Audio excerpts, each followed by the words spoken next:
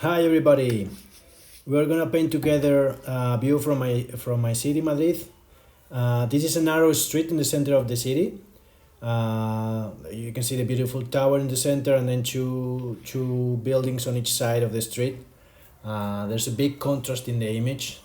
I'm really interested in displaying that contrast. You know, when you look up in this kind of street, the buildings seem to be really dark, and I really like how the silhouette of this tower kind of cuts through the sky, and I just want to show that. So I'm gonna paint. It's not gonna be a complicated painting. Let's say we're gonna be really synthetic when it comes to drawing of each side of the street, and it's basically important just to get the idea of how thin this street is. It is a narrow street, and how to also to get the silhouette of the buildings right. I'm not going to worry too much about specific details, but it's important to get the perspective and also the shape of the buildings right. Then, if you're more precise into defining a window or different architectonical details, it's not really that important in this case. But the perspective has to work, right? And I want to convey the idea that it's a narrow street. We're looking from below, and it seems like it's a really tall street because since it's so narrow, it feels like the buildings are kind of closing on top of you, and I really like this kind of street, and I also like painting this kind of dynamic perspectives because they have a lot of energy in them, right? And here you could make a typical mistake by not really like kind of diminishing the impact that this perspective has by making it less let's say less tilted. No, you some people try tend to make some tilted lines a little bit more into the horizontal domain. I don't know why, but it happens, and it's just important to keep them as tilted as they are, so you create you kind of keep the tension and the narrowness that I was talking about before.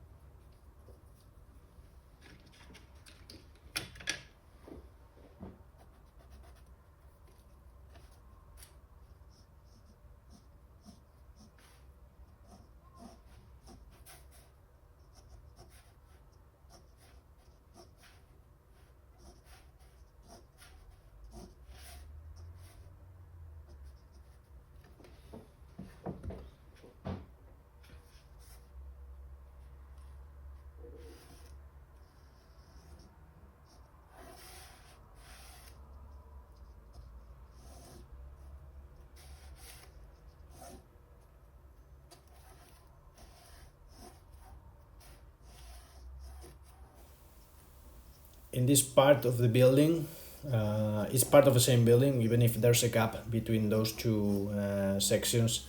I'm gonna just lay out the position of some windows that are located here.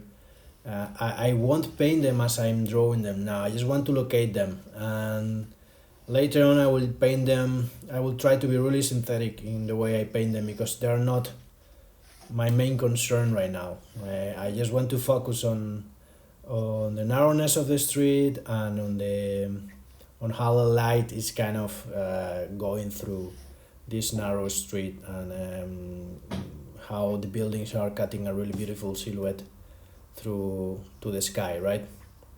So I will just focus on that, and other areas of the painting I will kind of leave them not unpainted, but really more like suggested or more like insinuated than explicitly painted.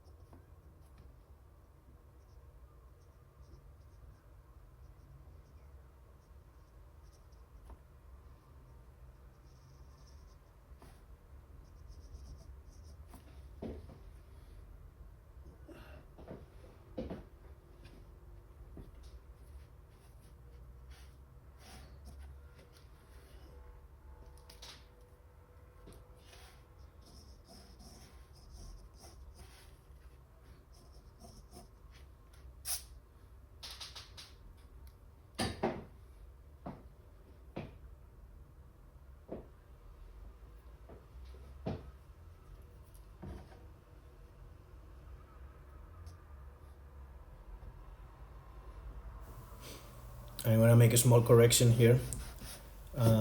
This corner feels a little bit off, and if I don't know if you realize, but I'm also kind of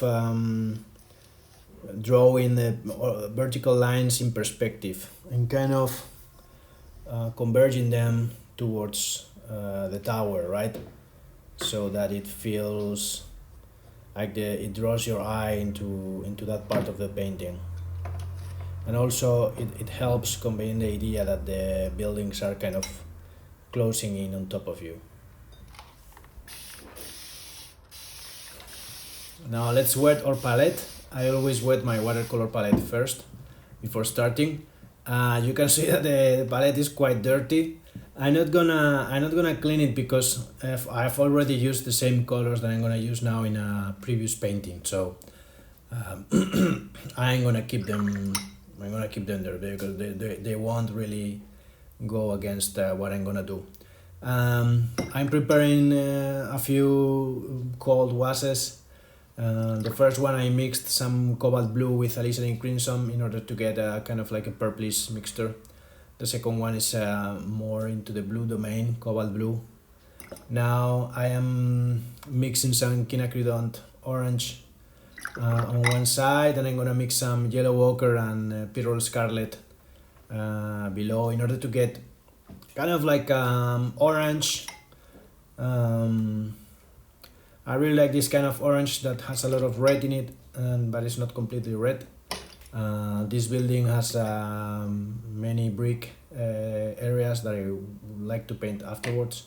And the quinacridone orange, I mainly use it to make some reflected light. You know, I'm gonna paint big shadow areas, but within those shadow areas there's a lot of reflected light, and I use a lot of times quinacridone burnt orange in order to paint those the reflections inside a shadow area.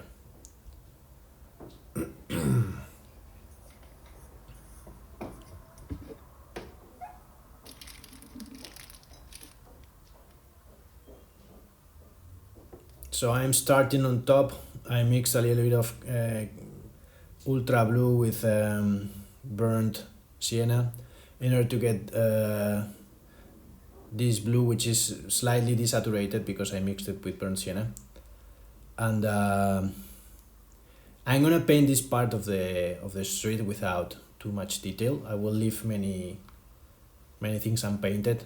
I just have to paint, and while I paint, be careful enough to leave some gaps, small gaps that suggest corners, that suggest railings, that suggest maybe a window or whatever,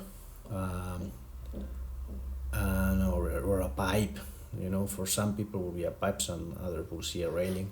The thing is that I just want to create the illusion that there are objects within this shadow without really painting them, right? In my paintings, the more I give, I you know, like this kind of areas, shadow areas, the more you leave to suggestion, the better it works. And also the more efficient you are painting these shadows without trying to not overworking them, the better. Now I'm changing a little bit the mixture. I am using the purplish mixture I prepared before. While we go down, the shadow kind of warms up a little bit because there's reflected light in the bottom of the street, and also there's a lot of light on the end of the street. So I am switching now to the orange mixture that I prepared before. Try always to paint your shadows changing the temperature of the walls, the thickness of the paint. It's important to keep those shadows alive, right? Shadows are never flat.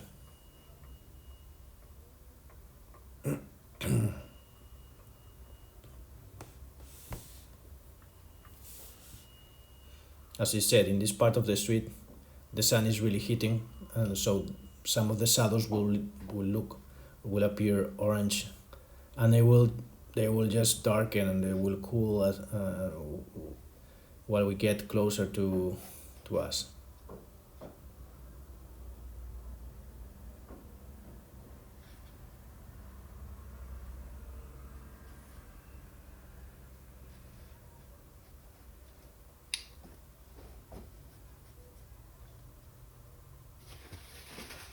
I'm holding two brushes here, one with a cool color, the other one with a warm color. I keep jumping from one brush to the other. Now I'm taking a third brush, and I will use this brush with either water or just dry to lift paint or to move paint um, in a soft way, let's say.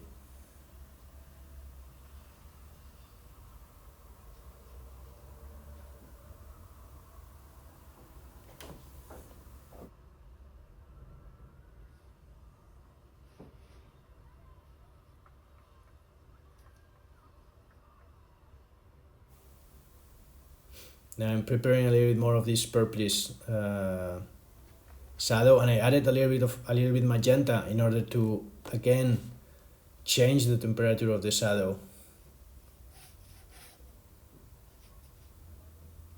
So I always use like a base mixture, and then I keep changing it as I go.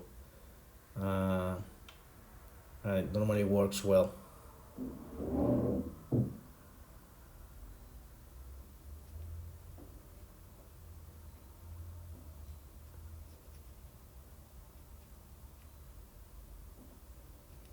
The closer we get to the sky, the darker and colder the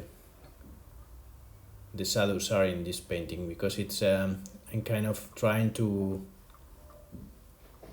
show the big contrast that exists between the sky and the building.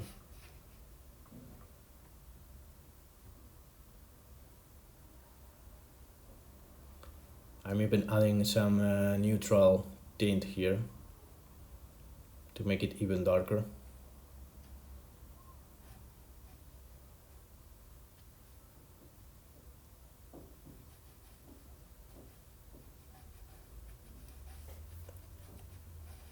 And I'm leaving small gaps here and there in order to suggest maybe a reflection of the sky, things like that. Some orange here to suggest reflected light from the ground.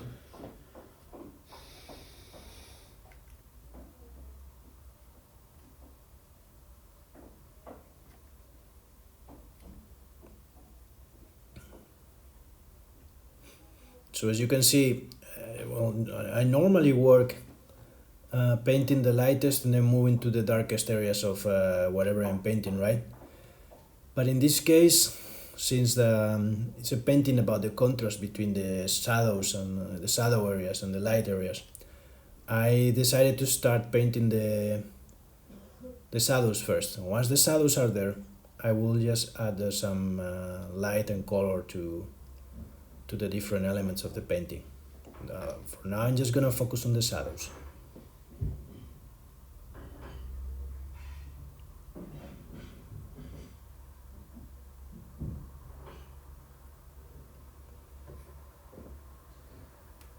If you check what I'm doing, it's also clear that there are some hard edges between the buildings and the sky, and then there are soft edges within the shadow. Always try to play with that, with mixing soft and hard edges with warm and cool areas, detailed and non-detailed areas, things like that. They will make your painting more interesting.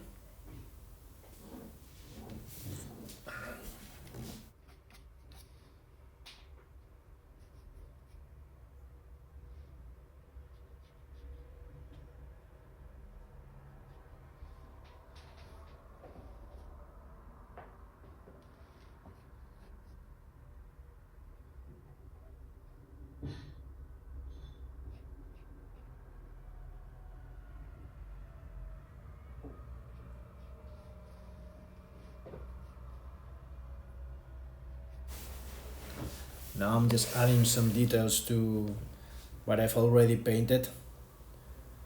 Details within the shadow, details of those railings that I was talking about before, some corners, some architectonical elements or features, and that give character to these areas. I'm gonna suggest the window that I was telling you before when I was drawing it. I needed to locate it, but I didn't paint every detail out of it. I'm gonna do it now.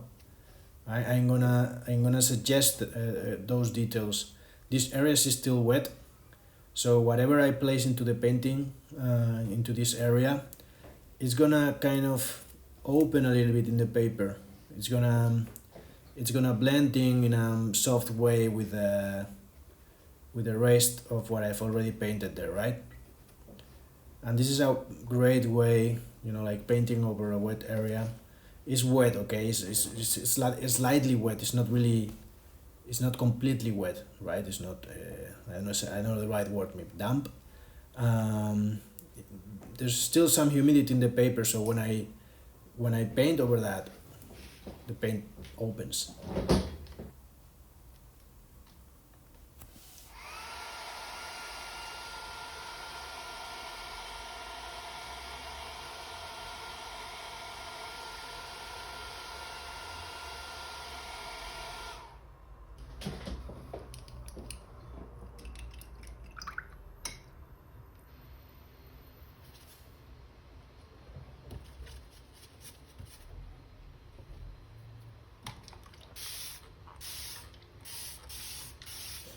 Now we're gonna paint the tower, and for that I use the same mixer as before, ultra blue with burnt sienna, and if I need to get it darker I will use a neutral tint.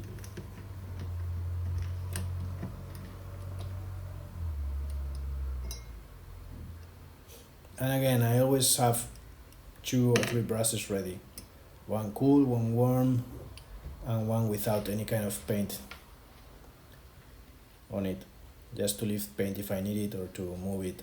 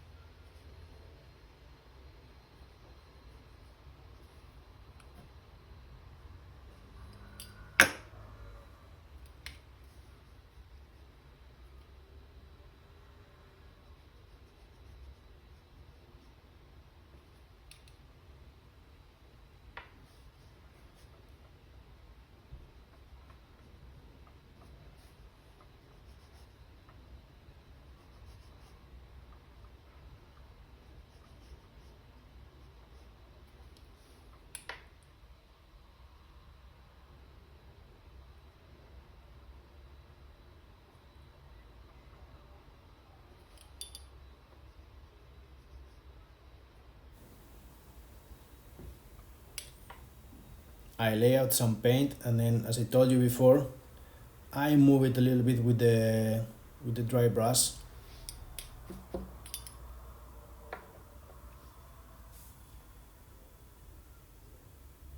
This kind of working strategy allows you to, on one go, paint the shadow, and also while moving it with a dry brush, or with a slightly wet brush, but still by using a brush without paint on it, to move painting that you already laid on the painting, you kind of create the illusion of reflected light into it. If you don't make a flat surface, it will look like there's some reflected light illuminating the object from different direction. And you can also create a three-dimensional feeling by changing the intensity of the painting that you're using, because it's not the same in this tower. Even if all of it is against the light, mostly some parts are facing towards the sky, and those areas are more illuminated than the areas that are not. So keep that in mind when you work. Don't make flat surfaces. Try to think about how light is really hitting those surfaces, depending on where are they orientated.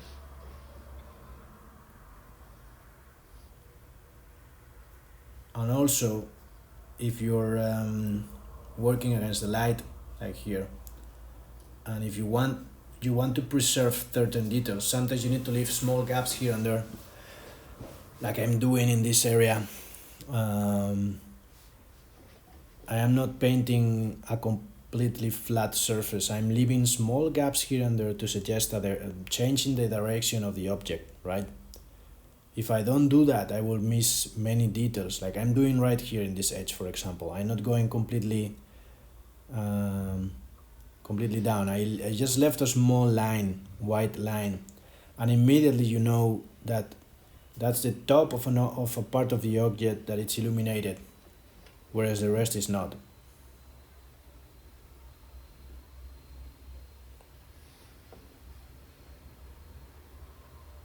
Same here.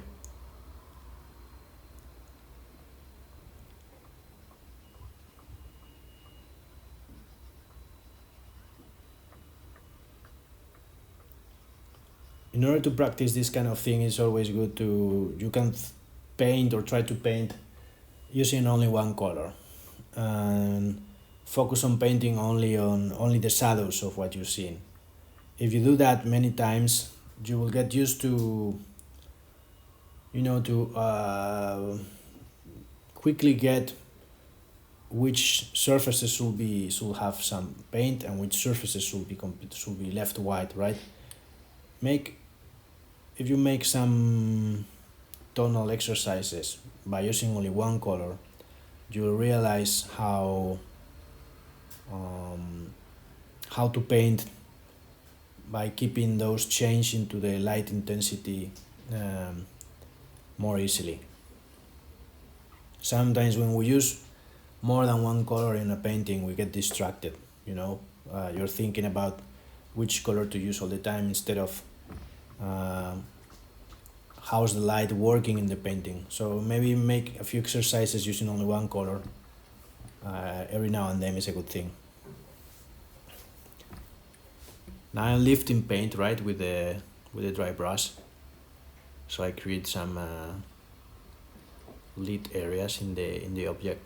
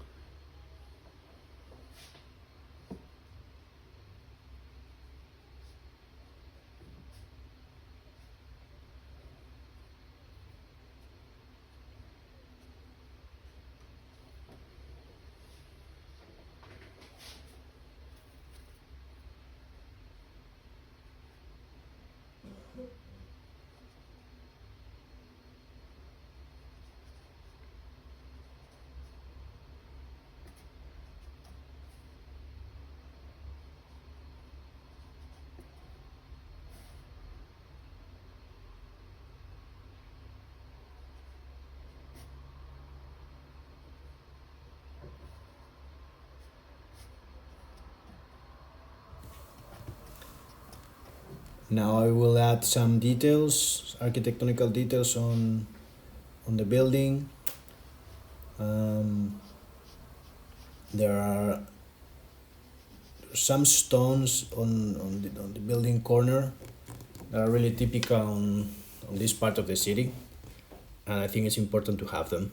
So I'm just gonna suggest them. Okay, I'm not gonna paint every stone independently. I'm just gonna make a few lines that will immediately suggest the idea that I'm conveying. Now that there's this corner is covered with these stones. It's really beautiful masonry work. I always really like. And then afterwards, after I'm done with these small details, I'm gonna add some color to the, because right now we only painted the shadows, but as I said, there's coloring here. This building has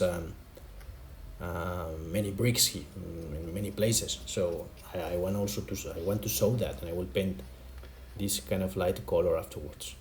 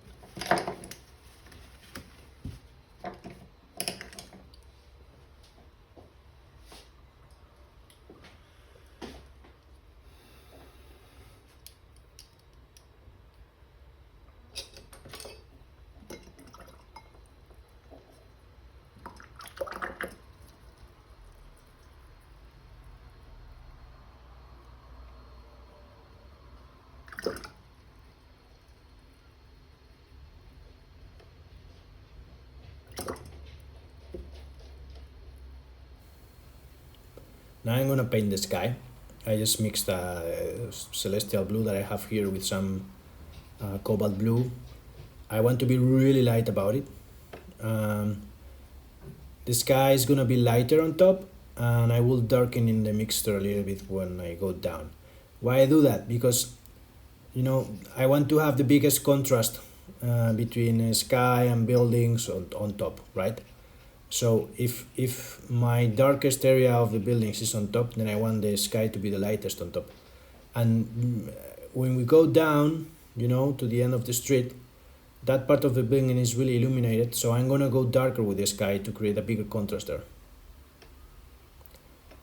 I don't want to paint what I have in the reference photo, and I want to use values and contrast in my advantage, right? So that's why I'm doing this part of the sky slightly darker, and then I'm doing the upper part of the painting lighter, just to build the contrast that I need to reinforce this idea of light versus shadows in the painting.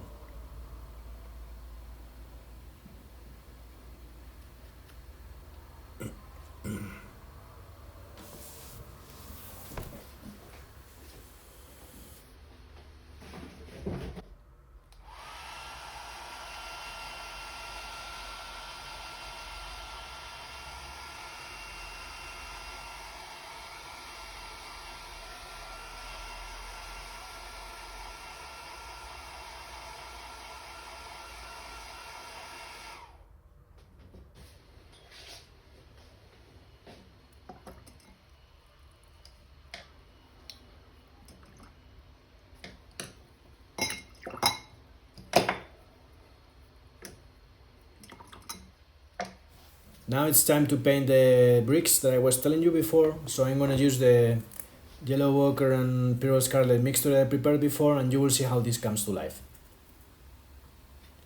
It's important here to leave some, to leave the gaps to preserve the masonry work that I was telling you before, these stones in this corner.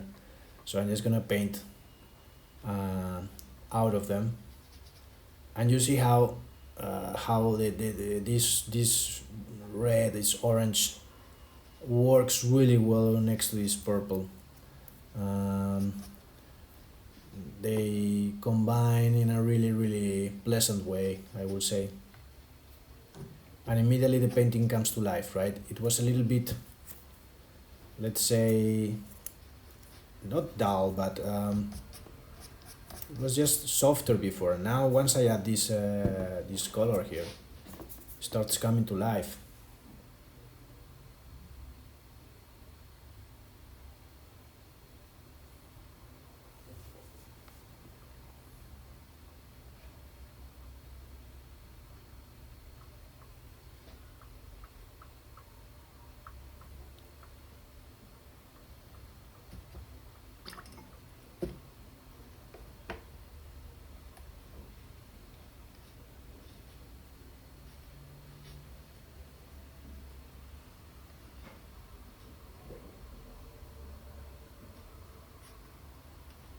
Now here I want to be really light because this part of the building is illuminated. It's really bright, but I want to just give a little bit of texture by using this orange. This orange is slightly lighter than the one I used before. This is more quinacridone burnt orange with some yellow ochre.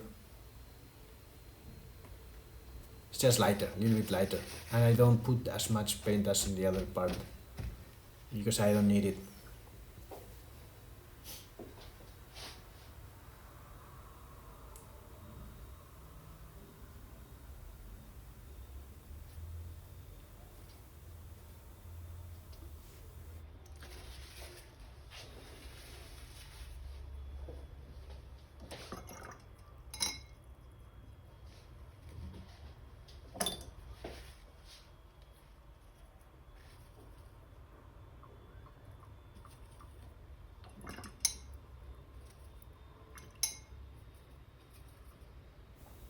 I'm gonna darken the tower a little bit and add just a few more details here and there.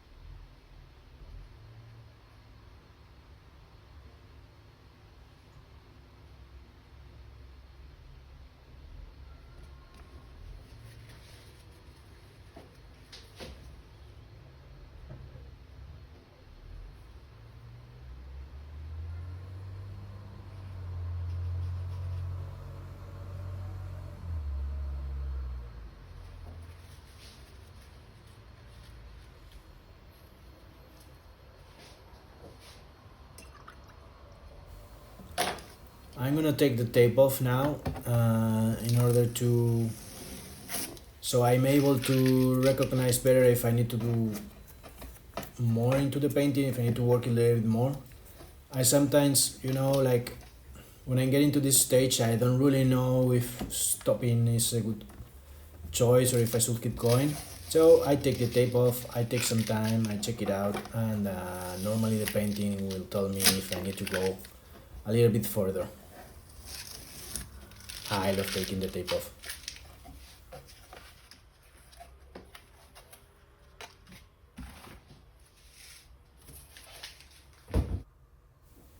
I've decided to darken the tower a little bit more because I want to build a bigger contrast there, but it's mostly over.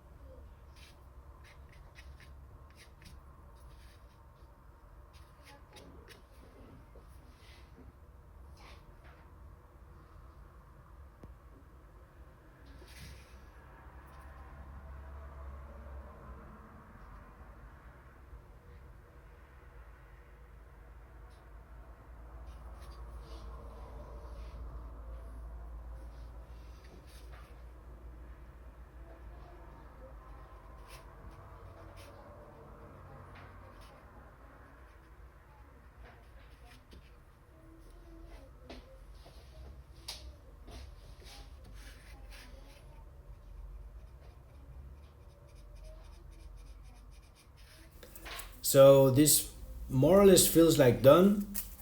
I'm gonna stop now. Thank you very much for staying here with me again. I hope that you learned something. If you did, that made me really happy. And see you soon.